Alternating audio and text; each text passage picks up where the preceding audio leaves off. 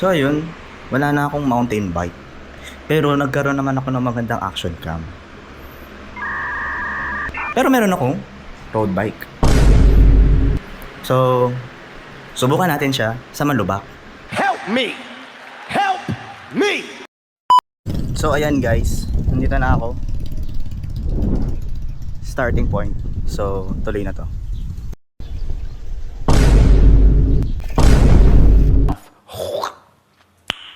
Nice. Ayan, so guys, nandito na tayo. Ito yung gawang karsada.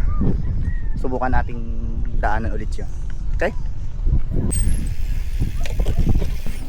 Okay, so ito na, nandito na tayo sa part na lubak-lubak. So, konting background lang dun sa gamit kong bike. Ang gamit kong bike ay Tusic R-Type. Ito yung version 2. So, majority rito puro stock na parts. Siguro pinalitan ko dito na major na nakatulong sa akin yung gulong ko. Kasi ito, pinalitan ko na to ng 28 by 700cc na type ng gulong. So, kaya medyo makapal-kapal na yung gulong ko dito.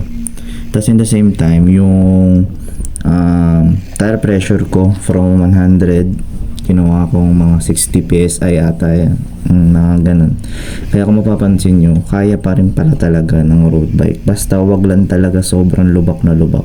Kasi ito, kung tutuusin naman kasi pinapatag na talaga itong daanan na to. Kaya medyo bumpy siya. Kayang mag-rolling. So nadadala nung laki ng gulong yung mga lubak.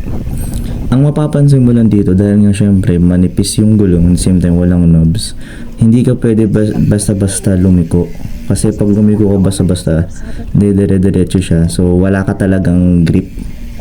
So ayun. So actually nakatulong din pala yung pangalawang beses akong dumaan dito. Kasi una akong beses na dumaan, yung camera nag-zoom. So wala akong makita ng magandang kuha.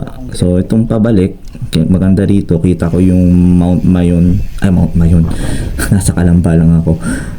May Mount Makiling na pala yan. So ayun, so kita niya rito, pwede ko pa siyang bilisan, pero siguro sakto lang.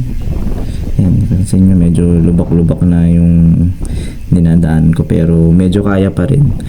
Ang isa pa rito nakatulong sa akin, itong buong ride ko dito dun sa lubak-lubak, hindi ako umupo. So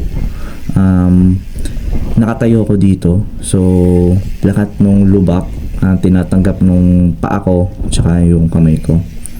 Hindi ko to recommended na gawin nyo kasi syempre di design yung road bike sa ganitong type ng riding. Siguro gravel bike kaya talaga. Ito talaga pang gravel bike, kaya ito ng gravel bike. Pero ayun, so pag inulit-ulit itong gawin sa road bike nyo, for sure may masisirang pyesa dito kasi nga hindi siya para dito. So ayan, yan na yung finish line. So nakakatuwa kasi mabilis-bilis. Ito sa may bandang dulo rito medyo mabato-bato. Yung pag mga mabato, yung mahirap siya. Ayun guys, nakadaan ako. Ito yung nangyari sa bike ko. Yan. So medyo hindi siya challenging. So need ko maghanap na ibang mas challenging.